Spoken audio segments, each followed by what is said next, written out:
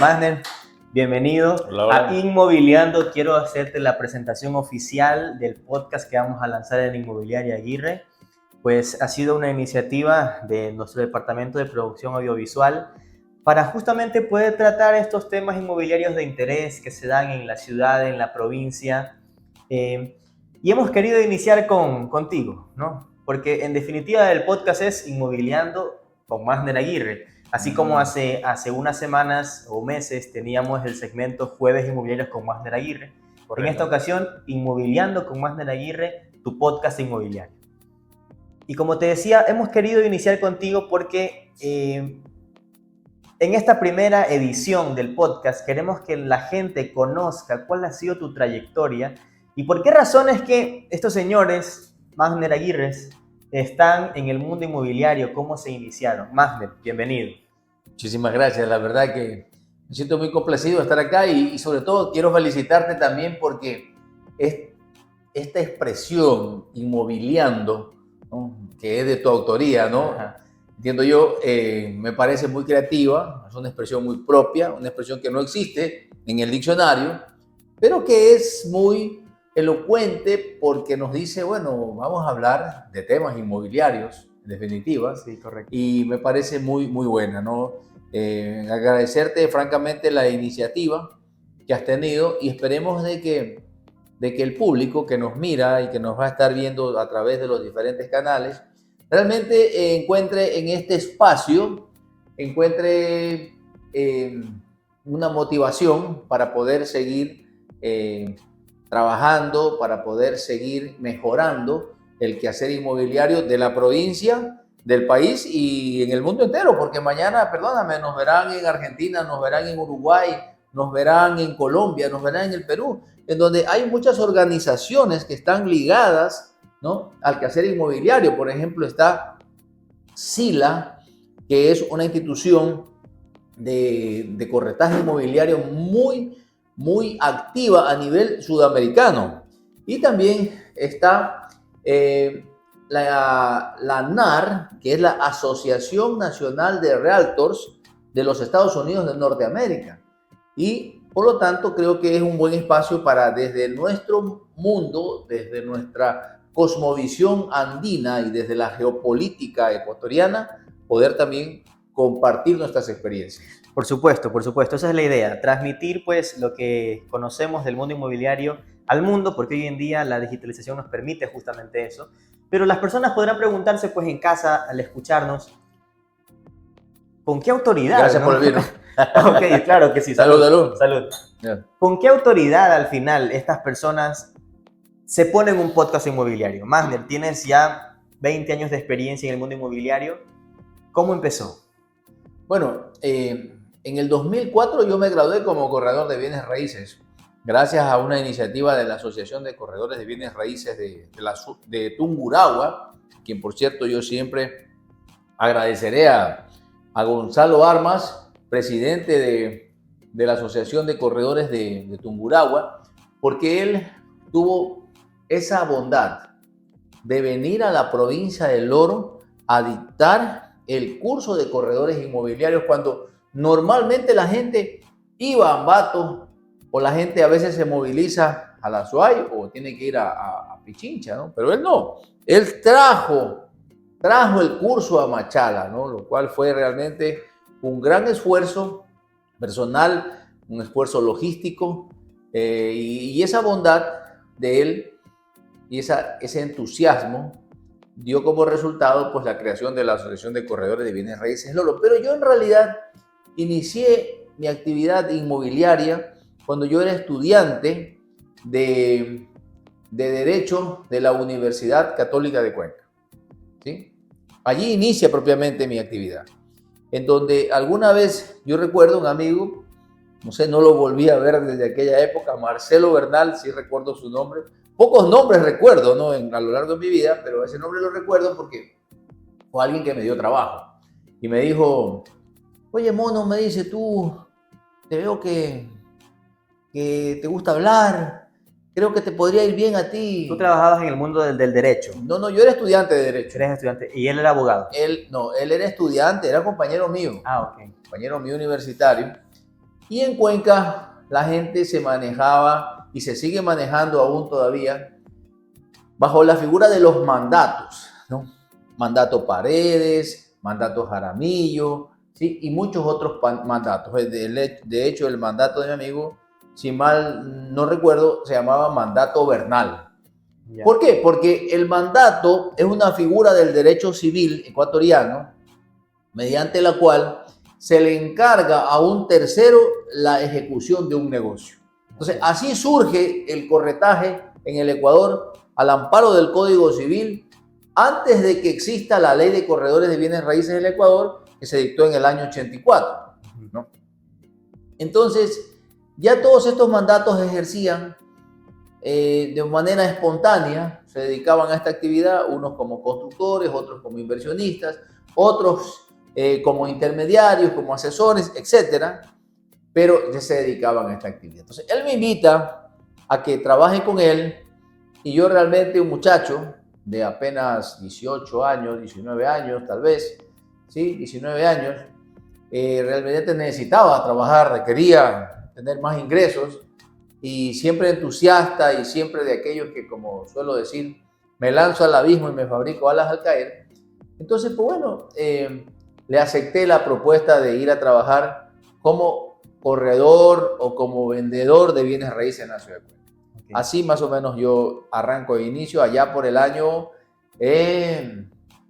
1998 aproximadamente. O sea, yo tengo mucho más de 20 años en el corretaje inmobiliario. Ok, pero retrocediendo un poco, tengo entendido que en cierto punto de la historia, que de hecho tú lo contabas cuando dictabas una cátedra justamente de derecho inmobiliario, tú hablabas de que en algún punto tú pusiste un anuncio en el periódico. Esa anécdota a mí me pareció fantástica porque habla de la evolución de una carrera profesional como corredor de bienes raíces. Bueno, te la cuento, pero antes de esas anécdotas quisiera contarte también lo que yo siempre suelo decir. Digo, a ver, le suelo preguntar a mis alumnos en las asociaciones, cuando he dictado los cursos, digo, ¿cuántas propiedades creen que yo ustedes vendí cuando yo me inicié en mi carrera de corredor de bienes raíces en el primer año? ¿Habré vendido 1, 3, 5, 10 propiedades? ¿Cuántas propiedades creen ustedes que yo vendí? Claro. Porque la gente, o sea, conoce al exitoso corredor inmobiliario de 2024 y entonces, claro, podría decir, no, pues, si es lo que es ahora, pues a lo mejor empezó vendiendo una cantidad ridícula de propiedades cuando recién empezó. Podrían pensar. ¿Pero a qué te refieres con ridícula? O sea, es... Muchas propiedades. Muchas. Fuiste muy exitosa desde el principio. No, exacto. Yo creo que todo lo contrario, ¿no? La gente suele decir, ya sé, te vendiste 10 propiedades, el número máximo, ¿no? Mínimo te vendiste 5 propiedades. Pero no, lo cierto es que en realidad no me vendí una sola propiedad. Cero. En realidad, 0 propiedades. Y wow, ¿y cómo es que estás aquí todavía? Trabajando como corredor de bienes raíces, ¿no? Pues bueno, porque fíjate que yo me vengo de Cuenca pese a no haber vendido una sola propiedad. Me vine ya. No vendí. Tuve que venirme ya por asuntos de orden familiar. Me vine a Machala a trabajar con mi mamá en un comercio de muebles que ella tenía, ¿no? Pero sin embargo me quedó ya la espinita del tema inmobiliario. Entonces se me ocurrió la genial idea de poner un anuncio en la prensa, que recuerdo lo bauticé como de esta manera, puse Mandato Aguirre compra. ¿No? ¿Por qué Mandato Aguirre? Porque así ya se estilaba. Aquí en Machala. Porque ya así se estilaba, ¿no? Se estilaba en Cuenca, ¿no? Mandato Aguirre, mandato. Sí, voy a ponerle Mandato Aguirre. Mandato Aguirre compra. Propiedades, ¿no? Y pago al contado. Muy bien. Yo me imaginé que cuando yo ponía Mandato Aguirre compra, yo iba a tener aquí gente en cola en mi oficina. Yo ya tenía un pequeño negocio y tenía una oficina. Decía, aquí voy a tener a la gente en cola queriendo, poniendo propiedades a la venta. Pero yo pensé también, dentro de aquello, habrán oportunidades interesantes de negocio. Pero mira qué cosa tan contradictoria que al final la gente que llegó a visitarme, como en efecto llegó, no era la gente que yo esperaba, sino eran aquellos clientes o aquellas personas que no habían podido vender su propiedad en años porque por lo general estaban sobrevaloradas. Okay. Entonces, cuando yo entro al curso de corredor de bienes raíces acá, y justamente entro porque mi papá, que es de los que se lee el periódico toditos los días, y que él había visto en el periódico el curso de corredor, como siempre yo he mantenido con mi papá una comunicación muy fluida, me dice, hijo, ni sabes, dice, va a haber un curso de corredor de bienes raíces, chuta, este es el momento, tú tienes que meterte porque ese negocio es un futuro, mira que tú eres buen vendedor, que no sé qué. Y mi papá se mete al curso y me mete a mí al curso. Porque al principio, desde luego, te permitían que ingreses y no te exigían el pago. Entonces todo el mundo se inscribió, vieron un número importante de gente. Bueno, yo también me inscribí, pero ya cuando tocaba pagar, ya cuando nos enteramos cuál era el costo, que ya para esa época estábamos dolarizados, y el curso de corredor estaba sobre la base de 1.800 o 2.000 dólares. Entonces mi papá ya le pareció como que un poco costoso el tema y me dijo, hijo, la verdad que yo ya estoy viejo para esto, pero yo ya me retiro. Dice, mejor quédate tú, que yo voy a seguir nomás dedicado a mi comercio y demás temas. Y me deja él embarcado. Pero a mí me pareció interesante, si bien es cierto, parecía como una capacitación más, pero ahí yo me di cuenta, y recuerdo tan patente las palabras de Gonzalo Armas en su curso de gerencia inmobiliaria, cuando él decía, los corredores de bienes raíces no vendemos huesos. Okay. Los corredores de bienes raíces hacemos un avalúo técnico, ¿no? Y conocedores del mercado inmobiliario, captamos propiedades que teniendo un precio justo, ¿no es cierto?, son realmente susceptibles de poderlas vender. Claro. ¿No? Entonces ahí me di cuenta de que el tema del avalúo era muy importante, ¿no? De que realmente tener un conocimiento sobre avalúo, sobre valoración de inmuebles, sobre materiales de construcción, sobre tipos de acabados, era muy importante. Pero esto significa además que la propiedad no es hueso, entre comillas, como se le dice, por la propiedad en sí misma, sino por el precio que tiene. O sea, en definitiva, no existirían huesos si no hubieran malas tasaciones, malos avalúos.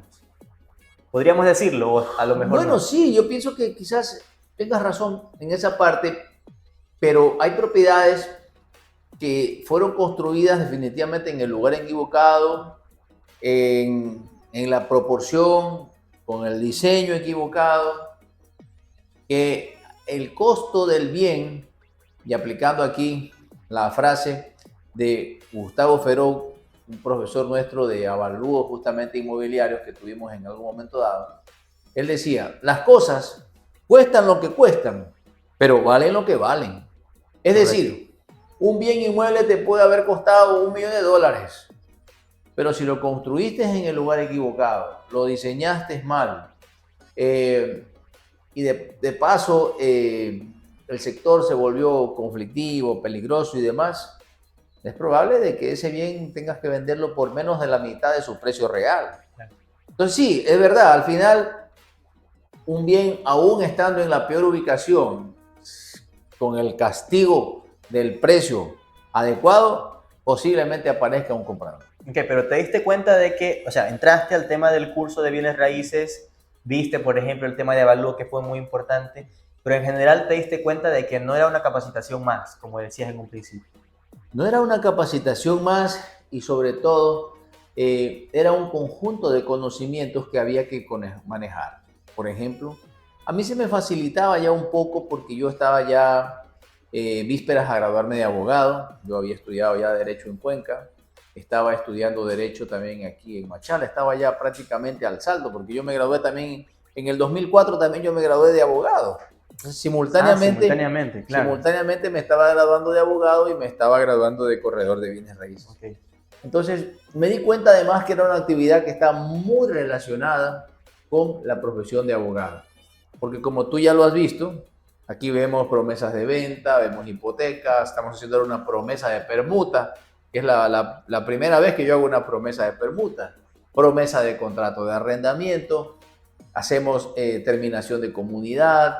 ¿Cuántos tipos de actos o contratos no hemos realizado nosotros aquí? Correcto. Y hemos asesorado a otros corredores que a veces no saben cómo resolver un determinado problema porque no se les ocurre cuál es la idea precisa para asegurar una negociación. No, hasta aquí, gracias a Dios, todas las negociaciones que hemos hecho, todas han salido avante.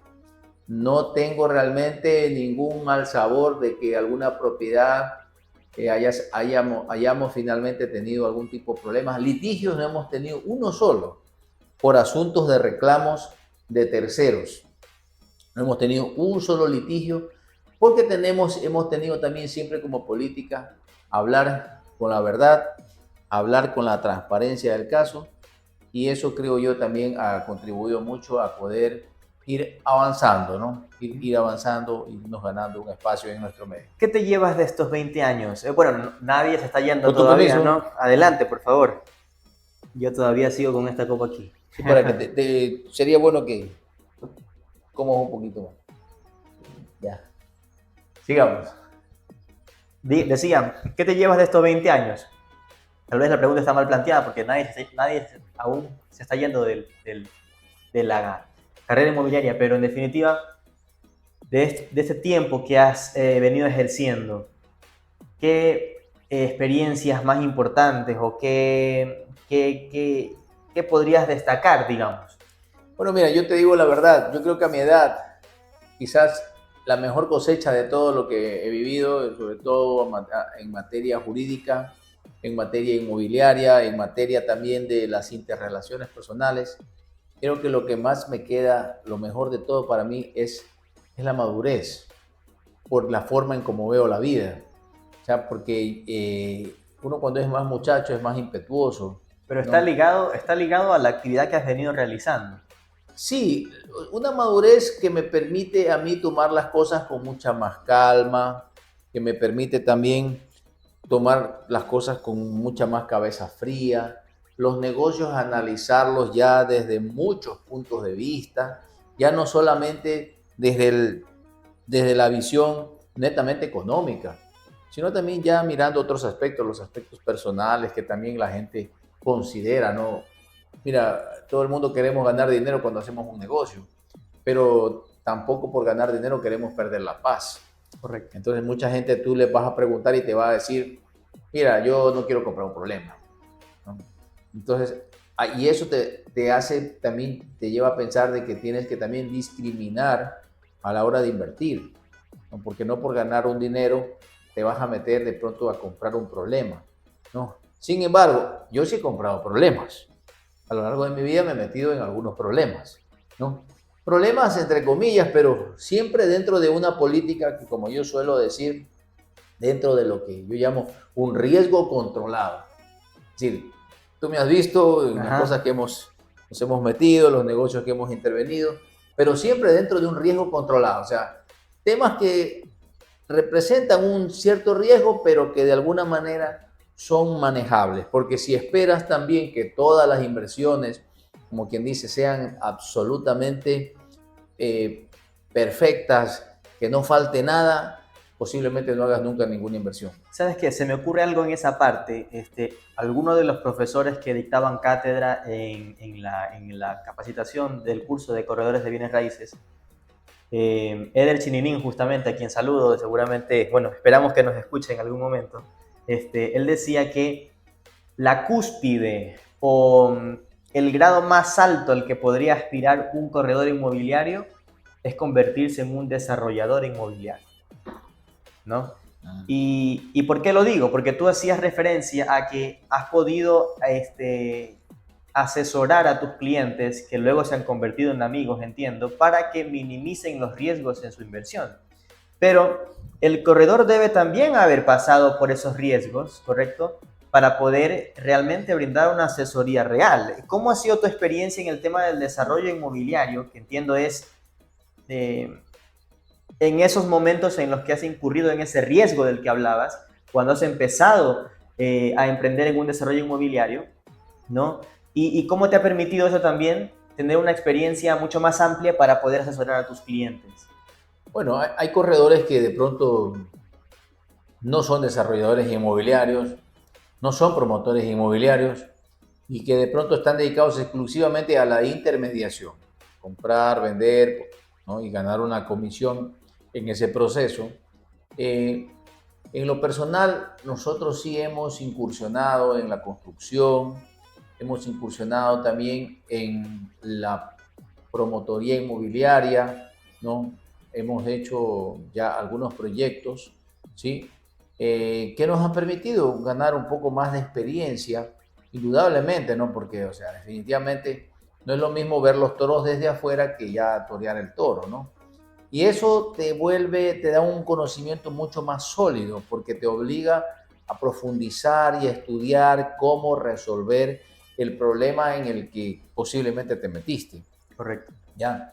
Y, y a mí me ha ayudado en lo personal, me ha ayudado mucho, pero creo yo que, o sea, el corredor como el abogado nunca deja de aprender, nunca debe dejar de aprender y hay que estarse preparando constantemente. Por ejemplo, uno de los temas que se lo sabe desde el punto de vista teórico y desde el punto de vista de lo que recomienda la técnica. Por ejemplo, te dicen, vas a hacer un proyecto de cualquier orden, haz un estudio de mercado, pero tú no entiendes la trascendencia del estudio de mercado hasta cuando tú no fracasas en un proyecto inmobiliario o en cualquier otro proyecto.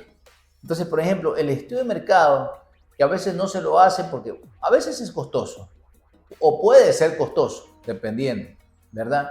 Pero realmente el estudio de mercado es un tema fundamental para poder tener una radiografía de que si lo que yo voy a hacer, de si lo que yo voy a diseñar, de que si lo que yo voy a construir está respondiendo a las necesidades del mercado. ¿Me explico? Por ejemplo, usted dice, yo voy a construir un edificio o un condominio para vender departamentos para personas solteras. O es decir, voy a hacer un departamento, un condominio con suites. Es decir, mini departamentos con uno, dos dormitorios máximo. Pero la pregunta es, ¿la gente lo está necesitando? Hay suficientes solteros La en gente lo ese lugar. requiere. Bueno, eso ahí hay que ampliar el concepto. Solteros, divorciados, Personas solas. maleteados, viudos. Claro, o sea, son personas que requieren un espacio y que de pronto nadie se los está ofreciendo, ¿verdad?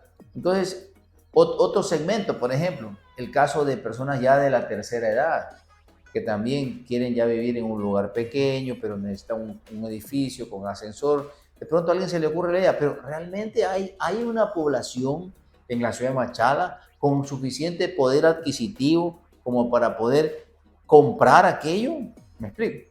Entonces, no te puedes, por lo tanto, lanzar a ningún proyecto inmobiliario sin antes tener un estudio de mercado. Mira, es más barato gastarte en un estudio de mercado que arrancar con un proyecto y después fracasar, y peor aún cuando pediste plata al banco.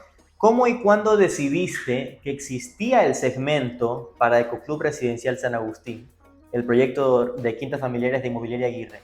¿Cómo y cuándo decidiste que existía ese segmento y dijiste, bueno, aquí hay un lugar al que puedo atacar? Bueno, mira, en realidad te soy honesto, ¿no? Por eso te decía que a veces necesitas fracasar y si la gracia de Dios te bendice y triunfas, ¿no es cierto? Te das cuenta de que si yo dices, retrotrayendo, dices, si hubiera hecho un estudio de mercado, capaz que me hubiera ido mejor, ¿verdad? Pero yo tengo algo que es un tema innato en mí, considero yo, que yo tengo una capacidad para interpretar un sentir. Un olfato. Es una especie de intuición, Ok. una especie de intuición Pero Ecoclub Residencial San Agustín, por ejemplo, en realidad responde a un sentimiento, a una convicción que yo tengo. Porque de paso surgió cuando estábamos en pandemia. Claro. ¿No? Entonces, pero ojo, ese proyecto yo lo tenía aprobado antes de la pandemia. El proyecto estaba listo. Por eso es que cuando nosotros comenzamos a vender, nosotros ya podíamos dar escrituras.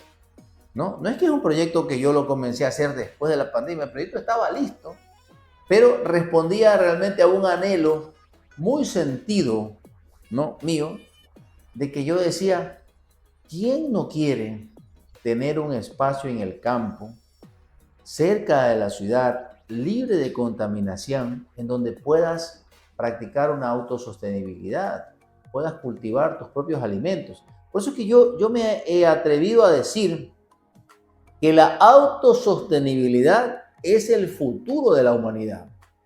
Ojalá todo el mundo pudiera tener un espacio donde pudiera cultivar sus propios alimentos, donde pudiera tener árboles, donde pudiera tener sombra, donde pudiera levantarse con el trinar de los pajaritos, en donde pudiera tener su perro, donde pudiera tener su gato, donde pueda tener tus gallinas, tus huevos criollos, donde puedas tener, oye, perdóname, o sea, es como yo lo digo en el video concepto de Ecoclub Residencial San Agustín, ¿no?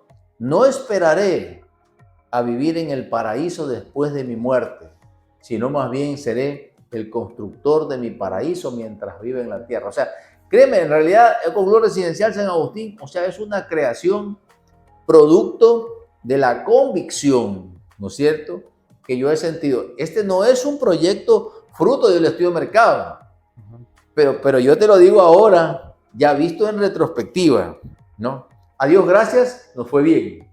Claro. Nos fue bien el proyecto. Pero se necesitan ambas cosas, en definitiva.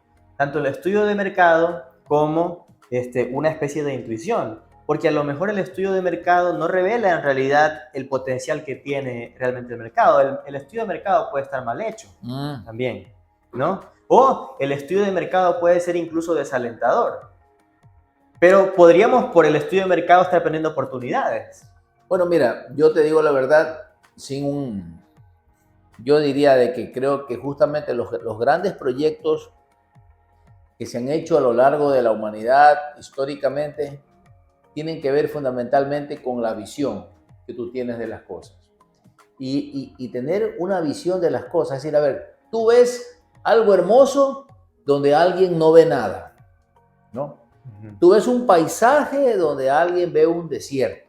Y cuéntanos, por ejemplo, ahí la anécdota cuando tú llevaste a las primeras personas, las primeras vendedoras o vendedores al proyecto, y cuál fue su impresión. Bueno, yo cuando comencé a trabajar en nuestro proyecto, yo recuerdo, invité a unas amigas corredoras de bienes raíces. Yo había abierto una vía, había hecho un movimiento de tierra allí mismo, del mismo lugar, y ya le había dado más o menos un acceso, ¿no? Un acceso, habíamos puesto un poco de material pétreo.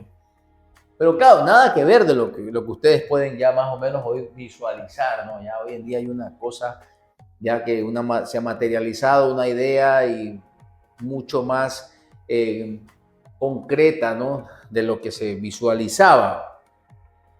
Entonces yo recuerdo, fui con unas amigas corredoras que estaban relacionadas con nuestra oficina. Les llevé a que conozcan para justamente pedirles que me ayuden a vender el proyecto. Y cuando llegamos al lugar, en realidad pues ahí no había más que una vía de acceso y había prácticamente un pastizal, ¿no?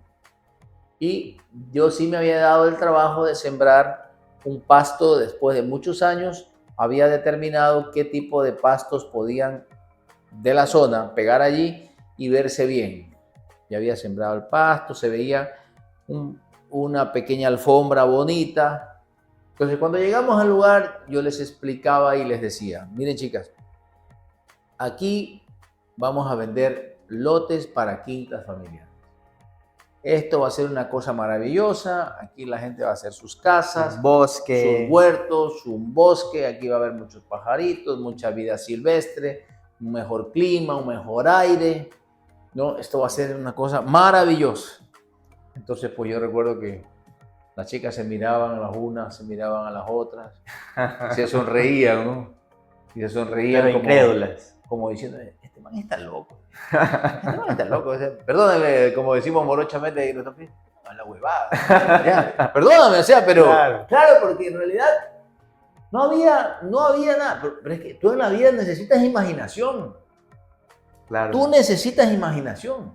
Por eso es que el propio Albert Einstein dice que la imaginación, ¿no es cierto?, supera a la propia inteligencia. Entonces, no es que tú lo haces porque eres muy inteligente cuando haces algo, sino lo haces porque eres muy imaginativo, muy creativo. Entonces, yo creo que ese es un tema muy importante. Que podríamos traslaparlo al tema de aquí del desarrollo cuando hablábamos en la mañana de la fe, por ejemplo. Y decíamos que la fe es la expectativa segura de las cosas que no se ven. A lo mejor en ciertos proyectos no se puede incursionar con la pura inteligencia. Claro, porque, bueno, la inteligencia... Porque la inteligencia a lo mejor requiere de datos, ¿no?, que se puedan visualizar, que se puedan palpar, que se puedan medir, ¿no?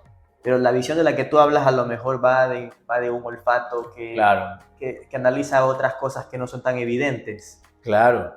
Bueno, dicen que la inteligencia es la capacidad que tiene el hombre para resolver los problemas, ¿no? Pero a veces el tema es que no se trata simplemente de resolver un problema, ¿no es cierto?, sino de crear una nueva situación, crear un nuevo ambiente, crear una nueva realidad.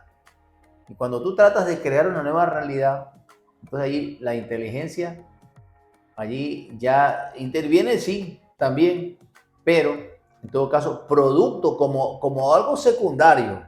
Lo primero es, en tu mente, crear una nueva realidad. ¿Qué es lo que tú quieres crear? ¿No? Y de allí la inteligencia tiene que intervenir para ver cómo vas a crear esa nueva realidad.